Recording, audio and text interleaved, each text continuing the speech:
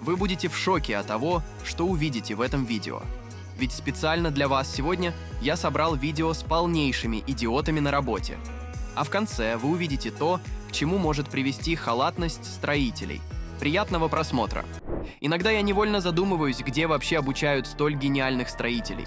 Ведь я бы никогда не позвал к себе на работу человека без образования. Но эти ребята точно что-то знают, ведь они не забыли надеть каски. А на этом видео вы можете увидеть, почему не стоит использовать сверла и перья большой длины. Думаю, теперь слив будет работать еще лучше. А я вам уже говорил, что всегда нужно проверять, как закреплена техника. Вот этот парень на видео, судя по всему, забыл так сделать. Зато теперь у него новая должность. Вот я никогда не понимал тех людей, которые долгие годы работают в своей сфере, но все равно допускают настолько глупые ошибки. И ведь теперь ему придется делать двойную работу. Смотря этот ролик, у меня возникает ощущение, что все на самом деле так и планировалось, чтобы подпортить жизнь соседу. Правда, убирать-то все равно придется самим. Ну а на этом видео парень решил принять тепленький душ прямо у себя на работе. И в чем он не прав? Ну а этот видеоролик я вообще не знаю, как прокомментировать лучше, чем это сделал его автор. Но, пожалуй, я расскажу его историю. Один погрузчик перевернулся, и его принялись поднимать. Правда, рабочие не учли тот момент, что он стоял на уклоне, да и тормоза никто не выжимал. Так что сразу после того, как его подняли, погрузчик благополучно поехал по своим делам, прихватив с собой подъемный кран. Все вы наверняка слышали отличную пословицу: «Не сыпь песок против ветра, в глаза попадет». А вот этот парень, видимо, решил, что песчаная буря – это легкий морской бриз. А вы замечали, что почти все бизнесмены говорят о том, что нельзя нанимать на работу друзей и родственников? Видимо, у всех них была схожая ситуация. Думаю, когда ребята устраивались на работу, им забыли сказать об одном маленьком недочете. Работа немного пыльная. А я-то все думал, зачем все постоянно меняют резину на машине? Так их просто обманывали на СТО. А ведь для проверки износа шин есть прекрасный прибор и отдельный сотрудник, который точно умеет им пользоваться. На этом ролике ребята явно довольны хорошей погодой и не собираются проводить все свое время за работой. Лично мне кажется, что хорошее настроение в компании – это просто необходимость.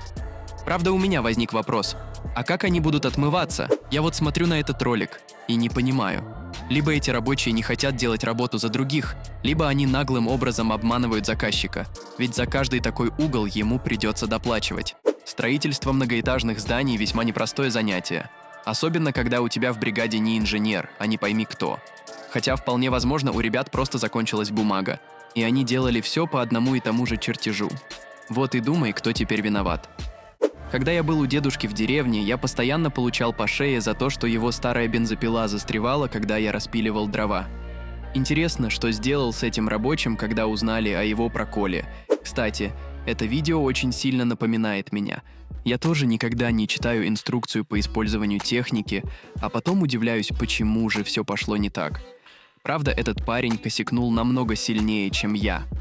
А на этом ролике вы можете увидеть тяжелую и сплоченную работу целой бригады из 3 парней. Хотя, быть может, это мы с вами чего-то не понимаем и так действительно и нужно работать. Пишите свои мысли в комментарии. Знакомьтесь, этот парень будущий миллионер. Почему?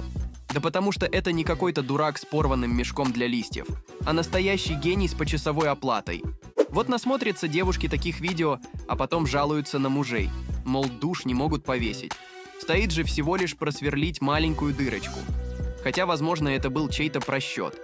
А вот тут вы можете увидеть те самые проблемы, с которыми встречаются рабочие, когда им нужно проложить какие-нибудь коммуникации на уже готовом месте.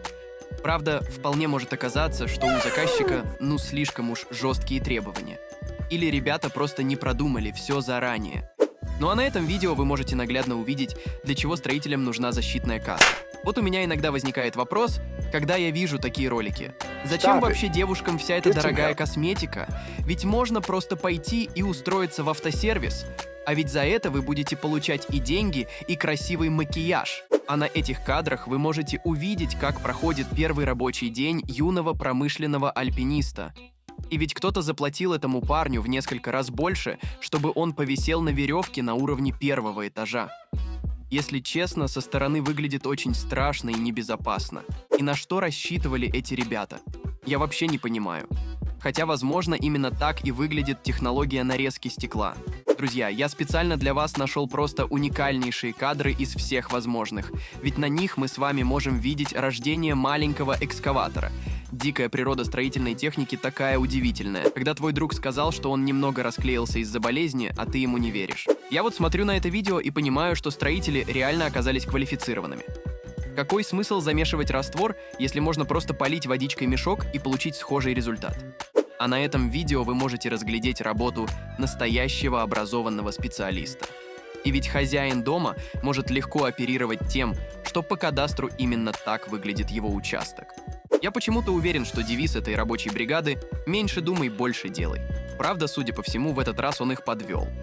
Судя по всему, у этих ребят прорвало сливной шланг, из-за чего из огромной емкости под давлением начала вырываться непонятная красная жидкость.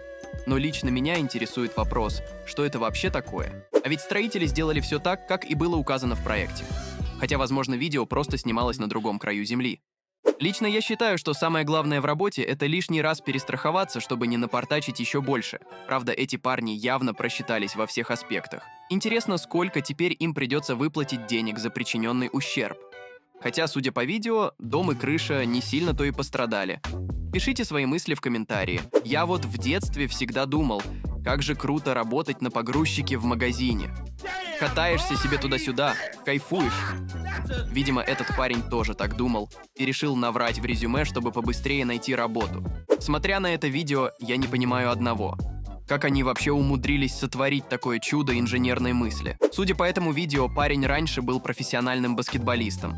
Правда, его друзья по работе не особо-то в это верили, и он решил им доказать обратное.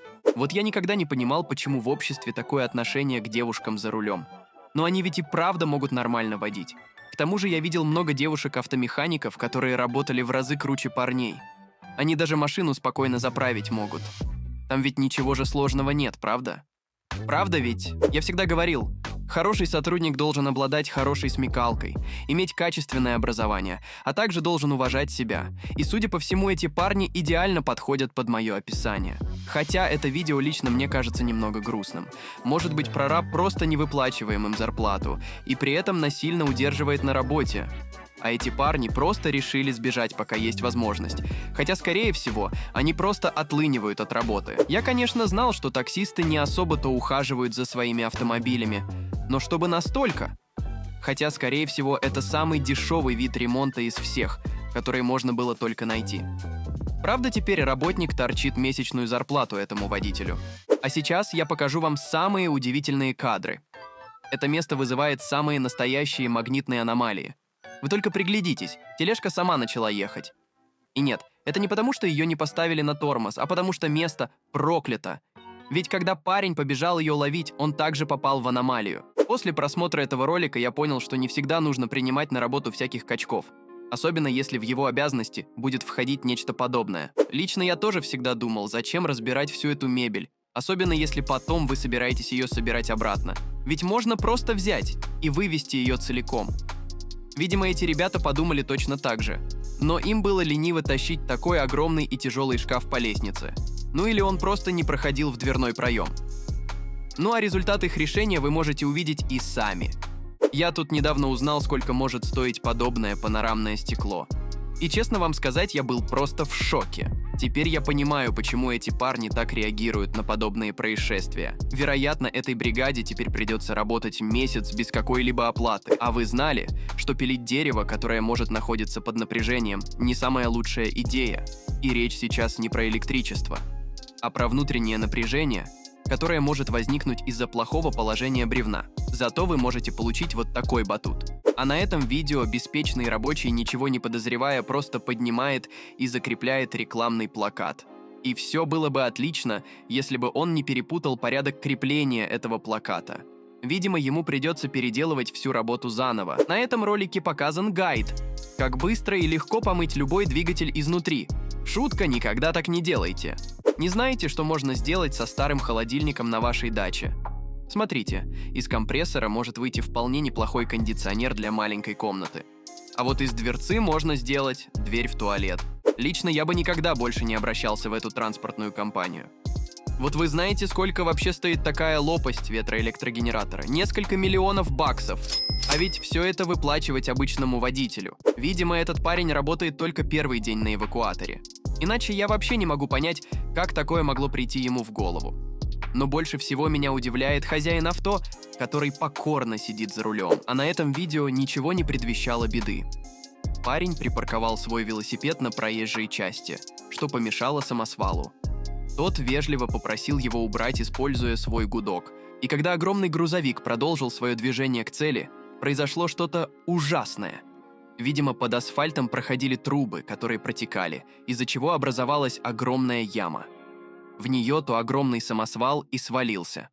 К счастью, в этом инциденте никто не пострадал. А как вам моя подборка видео с идиотами за работой? Делитесь этим видео с друзьями, а также пишите в комментарии, если хотите новую часть. Хотя, лично я бы лучше посмотрел на работу реальных профессионалов. Кстати, о них.